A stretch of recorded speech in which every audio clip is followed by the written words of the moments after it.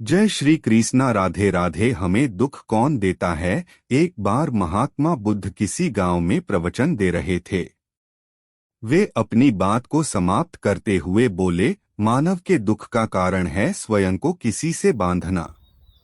जहां भी मोह होता है, बंधन होता है, वहां दुख स्वयं ही उत्पन्न हो जाता है। अपने बंधनों को जानें और उनसे बाहर निकलने का प्रयास करें। इसके बाद उन्होंने सभी लोगों को आशीर्वाद दिया और फिर अपने आश्रम को लौट गए। अगले दिन उनसे एक व्यक्ति मिलने आया। वह बुद्ध को दंडवत करता हुआ बोला, महात्मन, मैंने कल आपका उपदेश सुना। आपकी बातें मेरे हृदय में उतर गई हैं। मैंने अपने बंधनों को तोड़ दिया है, सारी मोह माया का त्याग कर दिया है। अब मैं आपकी शरण में आना चाहता हूँ। उस व्यक्ति की बातें सुनकर बुद्ध मुस्कराए और धीरे से बोले, मुझे विस्तार से बताओ वत्स, तुमने कौन कौन से बंधन तोड़े और किसका मोह त्याग दिया है। वह व्यक्ति बोला, मेरे घर पर मेरे बूढ़े माता पिता और पत्नी है। मेरा एक छोटा बच्चा भी है। मेरी पत्नी बहुत बीमार रहती है। उसके कष्ट देखकर मैं अक्सर सोचता रहता था कि वह मर जाए तो उसके कष्ट दूर हो जाएं। उसकी वजह से मैं बहुत दुखी रहता हूँ। लेकिन कल जब मैंने आपका उपदेश सुना तो मेरी समझ में आ गया कि मेरे परिवार से मेरा बंधन ही मेरे दुख खोन का कारण है। अगर मैं इसके चक्कर में पड़ा रहूंगा तो कभी सत्य को नहीं जान सकूंगा। इसलिए मैं अपने घर को त्याग कर आपके पास आया हूँ। बुद्ध ने पूछा, क्या तुम सचमुच सभी बंधनों से मुक्त हो गए हो? देख लो, कहीं कोई बंधन तुम्हारे पीछे रह तो नहीं गया। वह व्यक्ति बोला, नहीं प्रभु, मैं अपने जीवन की सारी चीजों को पीछे छोड़ आया हूँ और अब आगे बढ़ना चाहता हूँ। बुद्ध ने कहा, अगर ऐसी बात है तो फिर ठीक है। आज तुम यहीं आश्रम में रुको। कल मैं तुम्हें बताऊंगा कि तुम्हें क्या करना है। बुद्ध ने अपने एक शिष्य की ओर इशारा किया। शिष्य ने उसे आश्रम के अतिथि कक्ष में पहुंचा दिया। वह व्यक्ति उत्सुकतापूर्वक आश्रम की गतिविधियां देखता रहा। उन्हें देखकर वह बहुत प्रसन्न हुआ और अपने सौभाग्य पर इतराता रहा। अगले दिन बुद्ध ने उस व्यक्ति को एक कार्य सौंपते हुए कहा, तुम्हें पूर्व की दिशा में जाना है। वहां पर तुम्हें एक गांव मिलेगा। गांव के बाहर ही एक साधिका का घर है। वह तुम्हें कोई वस्तु देगी। उसे लेकर तुम्हें वापस मेरे पास आना है। वह व्यक्ति पूर्व दिशा की ओर चल पड़ा। गर्मी का मौसम था। कुछ ही देर में वह पसीने से तरबतर हो गया। उसे प्यास भी सताने लगी। वह सोचने लगा कि अगर इस समय मैं अपने घर पर होता तो इस तरह गर्मी में पसीना नहीं बहाना पड़ता। साधिका की यह बात उस व्यक्ति को समझ में नहीं आई। वह दरवाजे की ओर बढ़ चला। दरवाजे के पास पहुंचकर वह एक क्षण के लिए रुका और पलटकर बोला, क्या आप अंतर्यामी हैं? आपने मेरे मन की बातें कैसे समझ ली? वह स्त्री मुस्कुराते हुए बोली, बुद्ध की कृपा से मैं मोह माया से ऊपर उठ चुकी हूँ।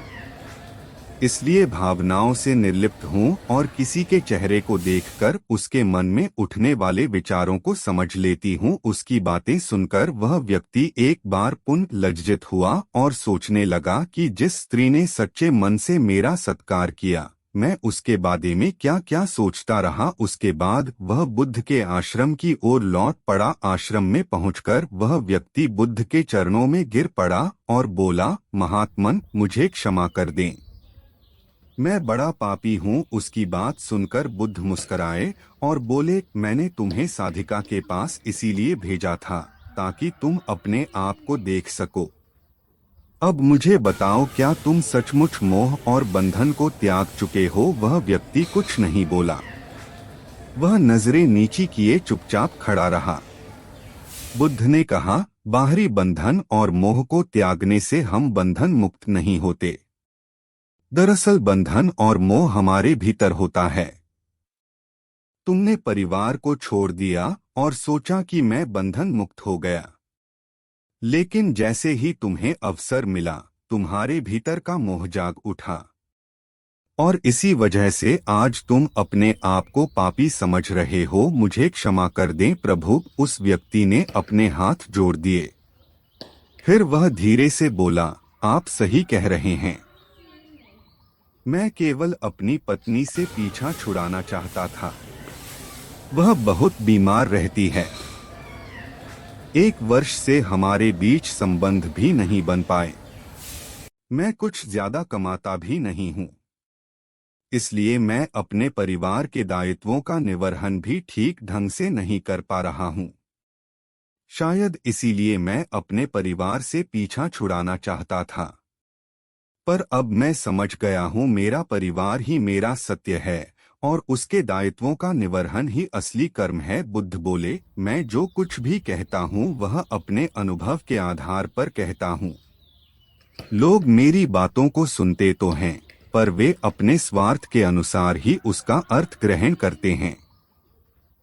इसीलिए मोह, माया, कामना, इच्छा, वासना, क्रोध को लोग बाहर की ओर खोजते हैं, जबकि यह हमारे भीतर ही हैं। हम दूसरों को देखकर तरह तरह की कामना करने लगते हैं। कामना से इच्छा जन्म लेती है, इच्छा से वासना पैदा होती है और वासना की पूर्ति न होने पर क्रोध उत्पन्न होता है।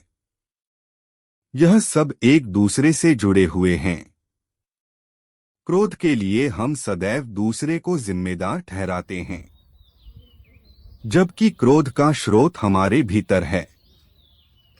तुम चाहोगे तो क्रोध आएगा, तुम चाहोगे तो क्रोध नहीं आएगा। इसी तरह बंधन बाहर नहीं होते, हमारे मन में होते हैं। हम मन से ही किसी से बंध जाते हैं और मन के कारण ही हम दुख पाते हैं। लेकिन जो व्यक्ति इन बातों की गहराई तक पहुंच जाता है, वह दुख खोन से हमेशा हमेशा के लिए मुक्त हो जाता है।